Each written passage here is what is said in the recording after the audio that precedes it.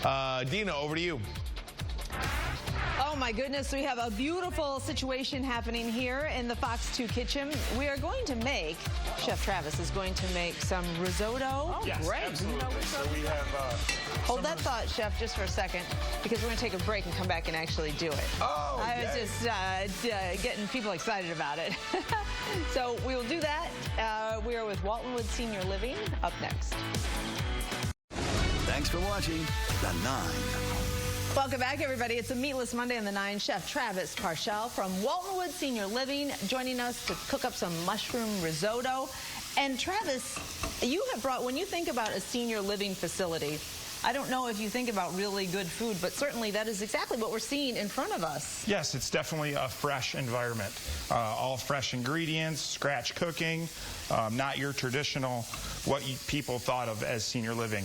Things are changing every day, and we love to showcase fresh products. Yeah, it's important for people to understand that this is not like being in the old dining hall at Michigan State. So we got sometimes that's good too. Okay, so let's make our risotto, and then we can talk about some of the other stuff you brought. So we are going to sweat our onions real quick in this pan to start off with the risotto. So we started that already. And we have... was it oil that you put in there? Yeah, okay, just a vegetable oil. A little oil, okay. To sweat the onions out. And then we have arborio rice. There's a couple different rices, cannaroli rice and arborio rices that you can make risotto off of. It's just a more starchy rice than what your traditional rice would be, and it absorbs a lot more liquid without getting soggy. So we're just going to try to get a little bit of color on this rice, caramelize this a little bit. So you're actually sort of browning the rice almost. Exactly, okay. Definitely.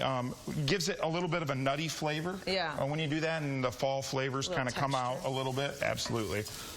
And then, because we know that cooking risotto is a little bit laborious, so from this step, there's a lot of stirring, right? There's a lot. It's tedious. It's very tedious. So after we brown the rice a little bit, we're going to deglaze the rice with a little bit of white wine.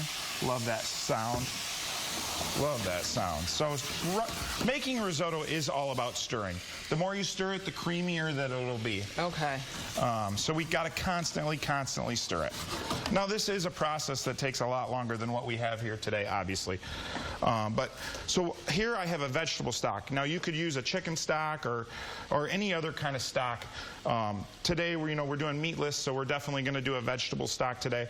And then we're just going to slowly add in our vegetable stock as we go, 4 to 6 ounces at a time. And how long does it take the process to cook the risotto? 35, 40 minutes of constant stirring would get you probably where you need to be. Okay. And then at what point do you add in the mushrooms? So once the rice is cooked and it's al dente in your mouth, that's the point in which you would add your sauteed mushrooms in with your risotto, and you could just stir those in. Now this is something that would need to be sauteed ahead of time, and we can use a blend of mushrooms. It doesn't have to just be one type of mushrooms, some shiitake, some creminis. So let me ask you a mushroom question. Yes. Because sometimes I love them and sometimes I don't like them, and yours look really good. How do you get them so they're not, so you get all the water out? So mushrooms have a lot of water content in them. If you keep the pan extremely hot when you're sauteing them, it retains that moisture. And you don't want to overload the pan at one time either. Okay. Because then it cools the pan down and you excrete water like what you're talking about. Okay, so cook them at a nice medium heat for a while? Yep, okay. And not overload the pan and keep the pan hot. Keep it hot. Okay, let's just talk about some of the other things that you brought. I'm already sampling some of the mushroom risotto. It's very good. So we have a Brussels sprout salad. We have butternut squash. We have stuffed pumpkins. We have desserts. Our wonderful pastry chef, Chris Clark, did some desserts for us. We got an apple pie. We got some cheesecakes. We got some caramel apples.